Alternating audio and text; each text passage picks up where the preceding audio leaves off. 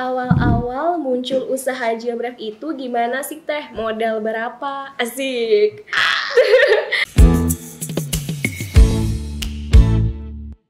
Assalamualaikum Teteh. Waalaikumsalam. Sehat Teh? Alhamdulillah sehat. Alhamdulillah, meskipun kita sedang kondisinya pandemik, tapi kita harus tetap semangat ya Teh ya. Entaps. Nah, teman-teman udah pada kenal Teh Nia belum? Tapi pasti harus udah kenal sih Teh, ini mah wajib. Kayaknya kalau Brevers yang awal-awal udah pernah tahu Teteh ya. Nah, jadi Teh Nia ini adalah salah satu owner dari Jilbref, ya kan Teh ya? Alhamdulillah. Nah, aku pengen denger nih Teh, awal-awal cerita Teteh ngebangun Jilbref. Oke. Nih aku kayaknya udah sering ngulangin ini. Gak apa-apa, biar makin ingat. Iya, cerita Jilbref dulu itu awalnya karena keterdesakan ekonomi. Gitu. Jadi dulu tuh Teteh kan sebenarnya Jilbref itu punya berdua ya. Kita couple. Jadi Teteh sama suami. Mantap. Iya, couple. Dan dulu itu pas kita baru menikah, itu kita masing-masing punya bisnis, punya usaha. Oh, jadi dulu tuh masing-masing punya usaha sendiri gitu. Iya. Jadi sebelum nikah itu Teteh bisnisnya itu adalah rental mobil. Iya. Terus suami itu bisnis percetakan.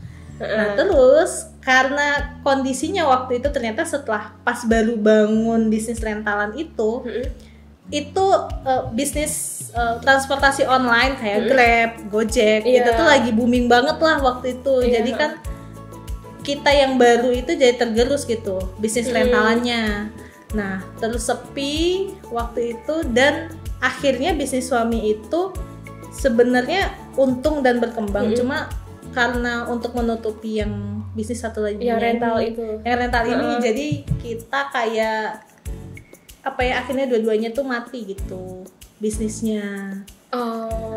Dan sebenarnya cerita di balik itu sih kayak dulu tuh aku ngadain bisnis rentalan itu juga apa ya, kayak nggak dengerin apa kata Islam gitu. Gimana jadi dulu tuh aku pas mau bisnis rentalan itu, aku dulu KTP-nya Riau, tapi pengen ngambil mobil di Bogor. Nah, terus aku kan pinginnya nyicilnya itu nyicil yang syariah, tapi itu ternyata nggak bisa kalau KTP-nya dari luar daerah. Jadi intinya nggak gampang lah kalau kita cari cicilan yang syariah gitu kan. Jadi akhirnya aku ngambil cicilan konvensional gitu, yang ada ribanya. Jadi kayaknya ini emang teguran dari Allah sih gitu. Karena aku milih nekat gitu. Waktu itu aku kayak menghalalkan cara aku dengan cicilan konvensional itu. Jadi ya akhirnya bangkrut, dua-duanya bangkrut. Dan waktu itu memang kita kondisinya awal-awal pernikahan kan, belum ada finance yang kuat gitu. Jadi ya kita sekitar 6 bulanan lah awal-awal tuh ngebangun Jilbref itu penuh dengan dramatis. Udah kayak drama Korea gitu ya. Iya. Kita pasangan baru gitu. Harusnya masih pacaran. Kayak gitu, terus dihantam sama kebutuhan ekonomi yang memang ya itulah namanya rumah tangga baru, memang harus siap-siap kayak gitu. Kecuali kalau Yuli udah nikah belum? Belum kan? Aduh, ketahuan. Kecuali kalau nikahnya sama om-om yang udah mateng, ya itu tinggal enak gitu. Kalau misalnya bisnis nikah sama yang masih sama-sama muda, ya itu kita harus berjuang bareng ya. Iya. Teh, aku mau nanya nih, pasti selama perjalanan Jilbref ada nggak hal atau kejadian yang paling berkesan gitu Teh? Yang paling berkesan? Iya. Yang Teteh tuh nggak pernah lupain gitu Teh selama ini. Yang paling berkesan sebenarnya banyak. Boleh cerita banyak nggak? Boleh nggak ya? Boleh. Sebenarnya banyak ceritanya. Apa ya, dulu tuh aku waktu awal-awal ya yang pas masih ngerintis itu dulu sempet saking nggak punya uangnya, kita cuma punya 10.000, terus dibeliin beras gitu kan. Dapatlah 10.000 dibeliin beras, kita makan pakai apa yang ada garam, pakai garam gitu kan, digoreng, ada terasi pakai terasi kayak gitu. Itu tuh dulu memang kayak gitu awalnya. Terus ditipu orang itu pernah. Ya Allah, bukan pernah lagi setipu. Hah? Serius ditipu? Iya, ya pasti kalau bisnis banyak sih, penipunya banyak. Itu sampai berapa juta teh? Dulu itu pernah kita mau ada apa sih kayak bazar-bazar gitu ya. Kita udah bayar dan sebagainya, lokasinya di Sukabumi. Tapi pas kita sampai tempat itu nggak ada acaranya. Itu pernah. Ya sewanya lumayan lah ya, jutaan. Dan waktu itu kita masih awal ngebangun gitu loh. Ya Allah. Jadi kayak yang itu sedih banget. Pas Ramadan gitu kan. Ya itu. Terus pernah juga ratusan juta. Ratusan juta teh? Iya, ratusan juta itu karena tempat konveksinya sih yang bermasalah gitu. Jadi si produknya itu akhirnya reject 100%. Itu udah di order orang, akhirnya kita teleponin satu-satu minta maaf dan kita kembalikan uangnya. Bahkan kita sebagai permintaan maaf tuh ngirimin gift-gift juga kayak gitu. Dan itu ratusan juta sih dulu. Mungkin tim Jilbref yang awal masih berberapa ya dulu?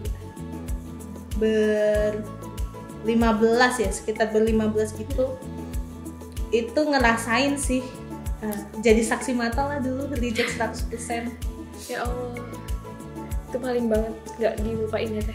Ya, tapi itu pelajaran berharga banget. Jadi kalau misalnya kita bisnis, kalau mau apa ya, tanda-tanda atau ciri-ciri kita mau besar itu, kata coach bisnis aku ya kayak gitu.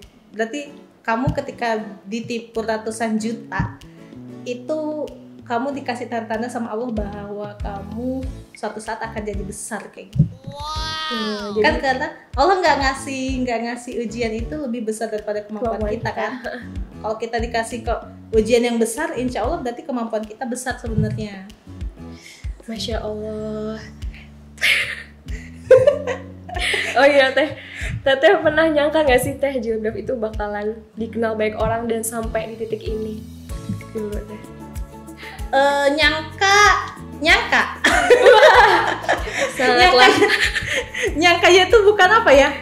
Aku tipe yang kalau ngerjain sesuatu itu kalau optimis itu kan lebih kayak yakin gak yakin maju. Tapi ini lebih kepada yakin sih.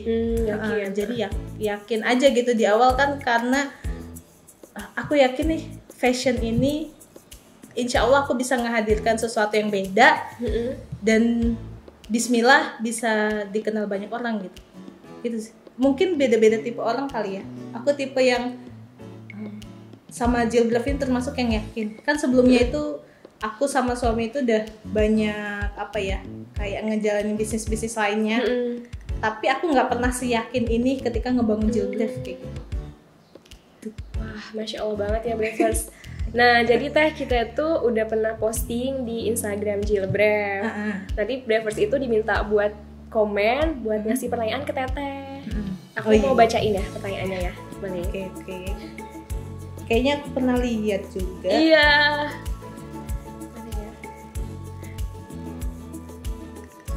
Di IG ya? Iya, di Instagram teh. Nah, ini teh, apa tuh? Pertanyaan dari @aprilia_gcl__. Wow. Nih pertanyaannya ya teh. Teh memulai bisnis Jilbref dari tahun berapa dan kenapa milih untuk bisnis di bidang fashion? Dari tahun 2017 Februari. 2014, 19, 20. Iya. Enggak dong, 2017 akhir sebenarnya. 2017 akhir. Iya, cuma aku dulu itu awal ngebangun itu bukan Jilbref namanya. Oh, ya. Jadi ada namanya sebelum Jilbref tuh ada sebelumnya nih? Ada. Apa teh? Namanya Agnes Collection. Aku kalau inget itu malu banget. Agnes Collection. Oke.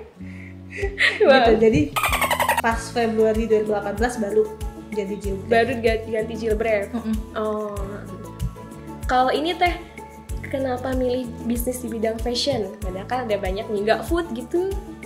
Di bidang fashion. Aku tuh dulu anaknya mungkin teman-teman aku yang seangkatan atau yang aku kan dulu di IPB kuliah. Angkatan 47.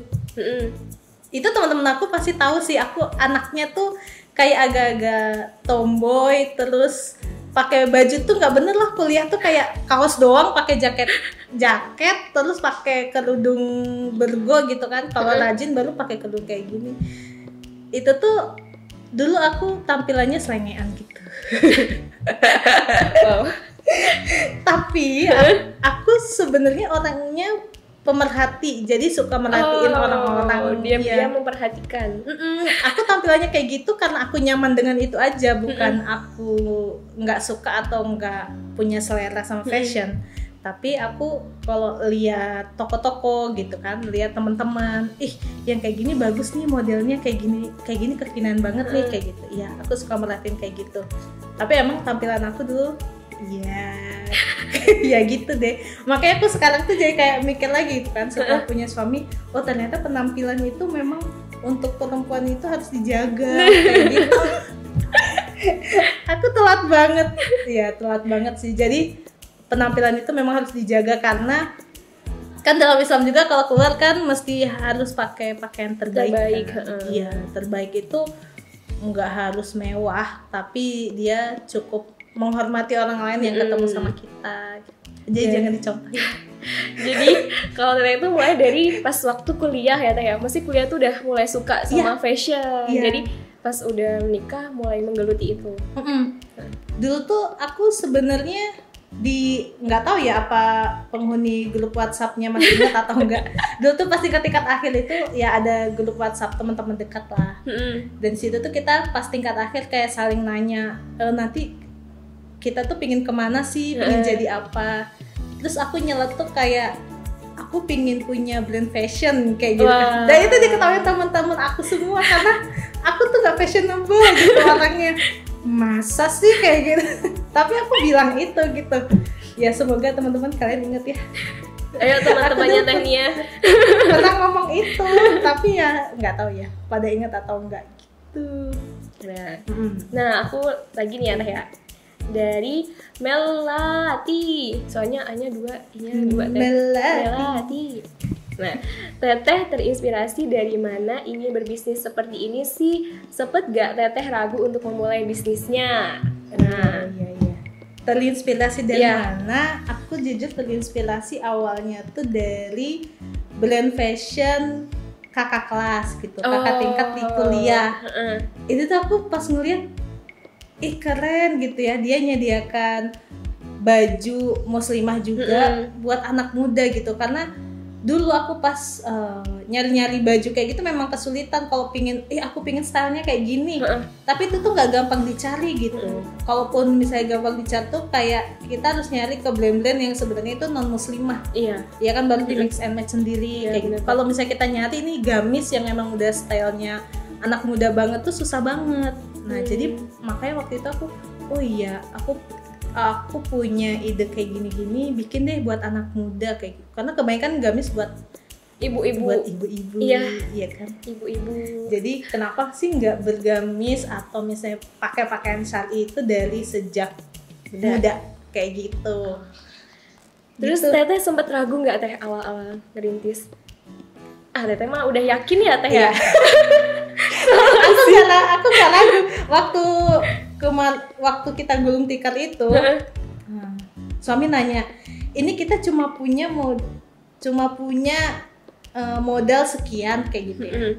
Terus kita bagusnya enaknya apa nih gitu bisnisnya. Terus aku bilang fashion. Kamu serius? Iya, fashion muslimah, serius.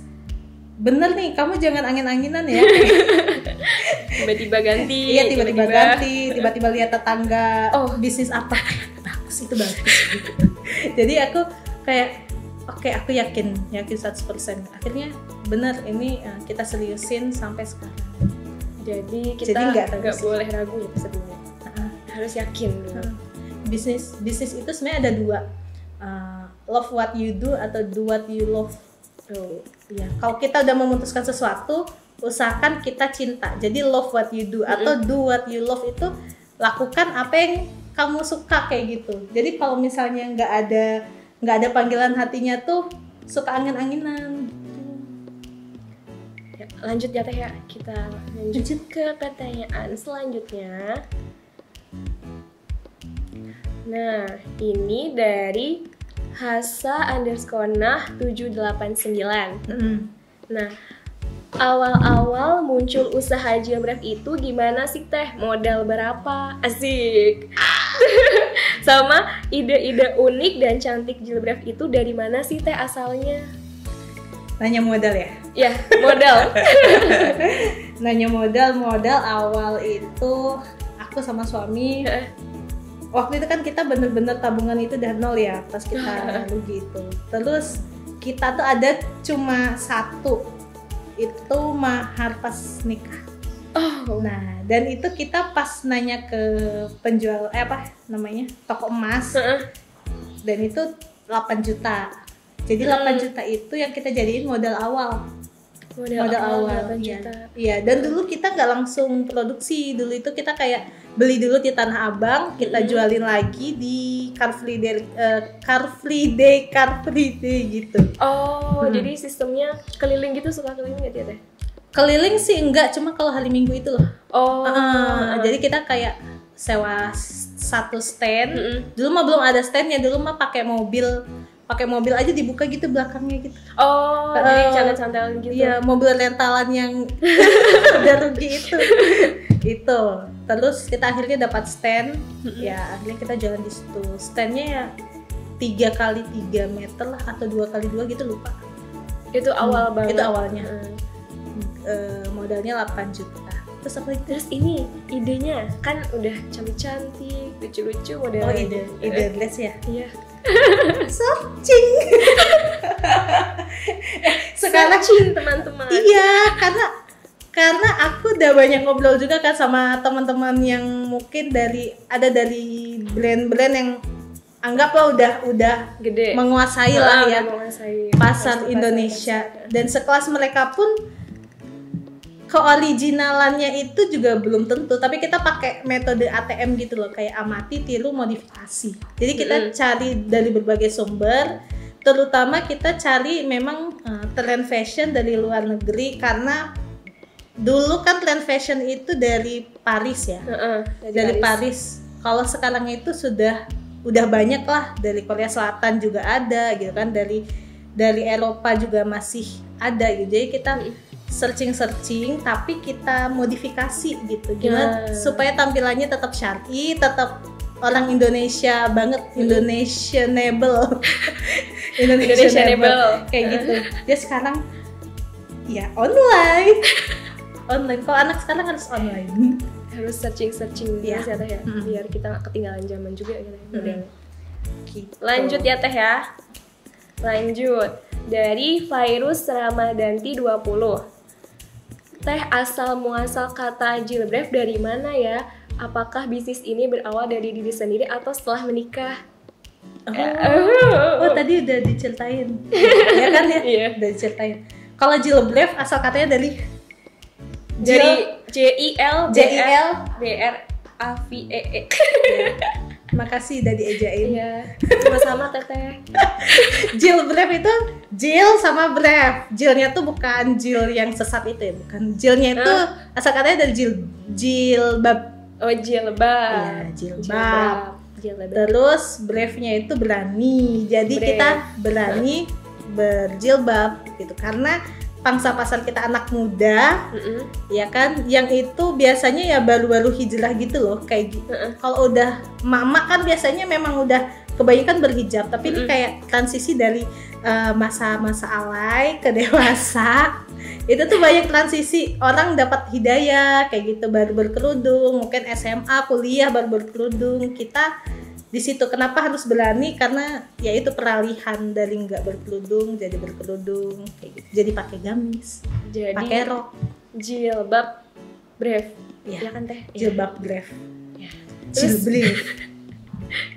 Terus tadi ini teh, nah bisnisnya berawal dari setelah menikah ya teh ya? Ya, berawalnya dari Setelah menikah.